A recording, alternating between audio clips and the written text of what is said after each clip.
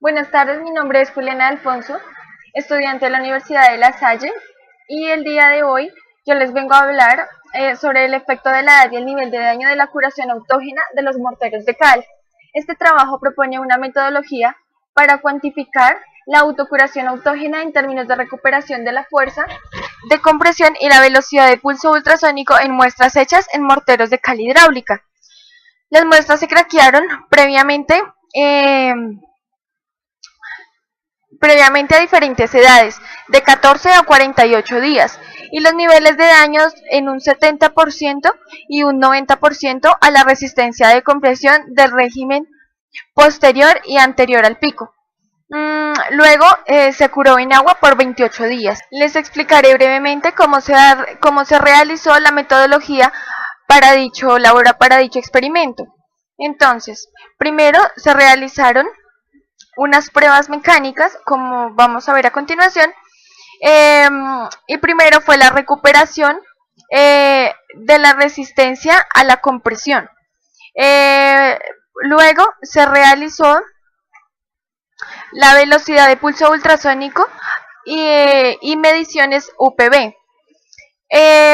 Esto está compuesto por una unidad de fuente y un detector y unos transductores de superficie que funciona en el rango de frecuencias de 10 a 20 Hz de tiempo transcurrido entre la entrada y la salida de onda, y se mide con una resolución de al menos 0.01 microsegundos.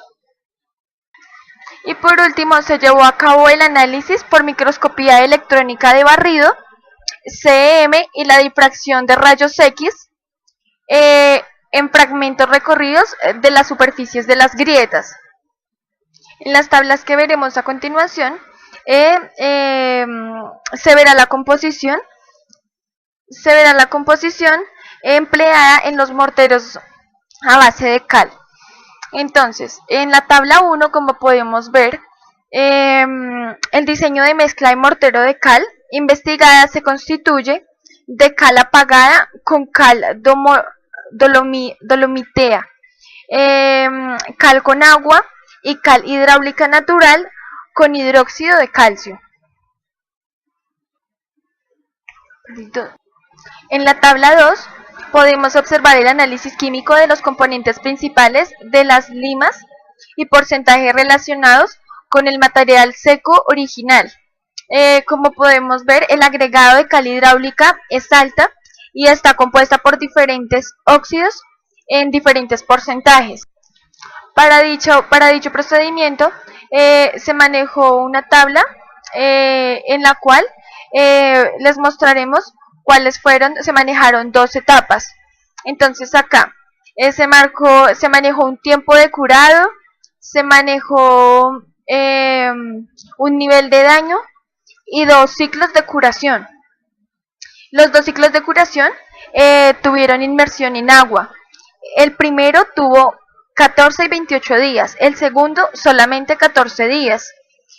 Como se pueden dar cuenta, en la primera fase el tiempo de curación se manejaron 14, 28, 56 y 84 días.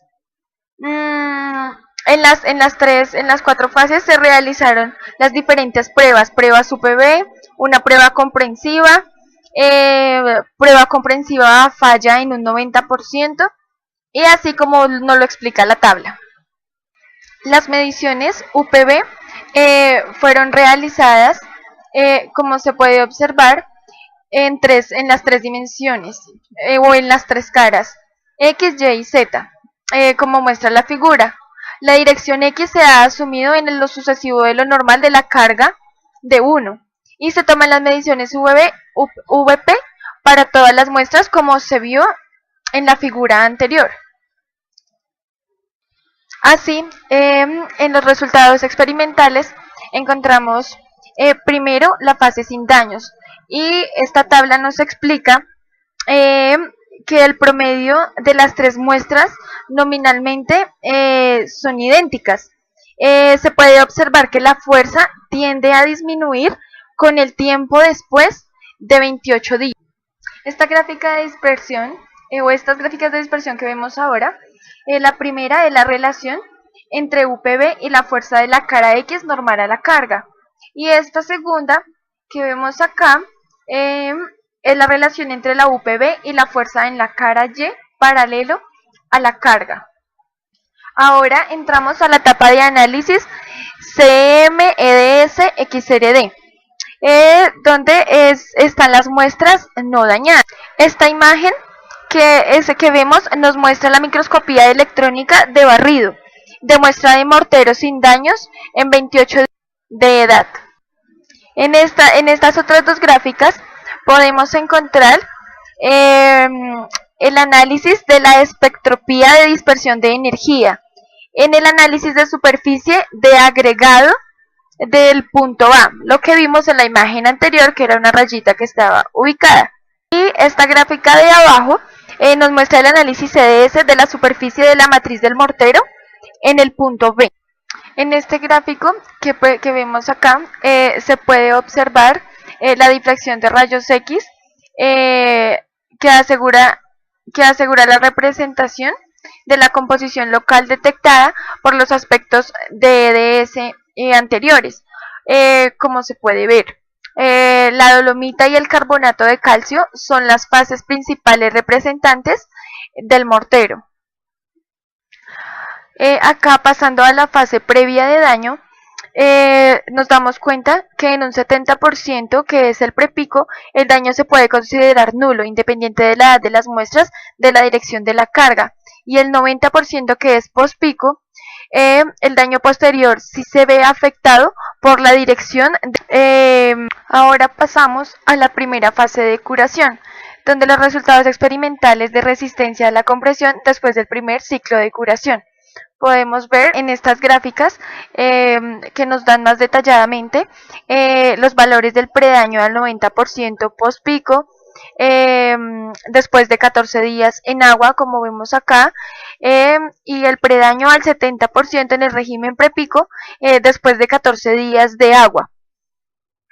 En el segundo ciclo de curación podemos observar las muestras de mortero a los 56 días de edad después de la fase de precraqueo y de los primeros 28 días de periodo de curado. Acá, el análisis CDS, la muestra fue cubierta por pulverización catódica de oro, cuyos picos visibles en el espectro no están etiquetados, acá como lo podemos ver, porque no pertenecen a la muestra.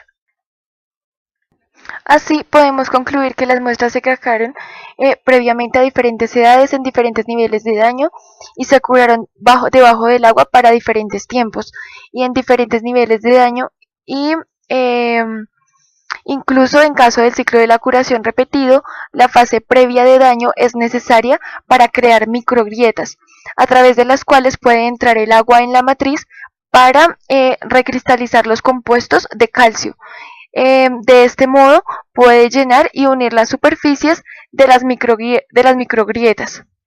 Dependiendo del nivel de daño y de la edad de predaño, la cal hidráulica natural, incluso si se agrega hidróxido de calcio, muestra una autogeneración autógena relevante. Desde todos los datos que se pudieron analizar,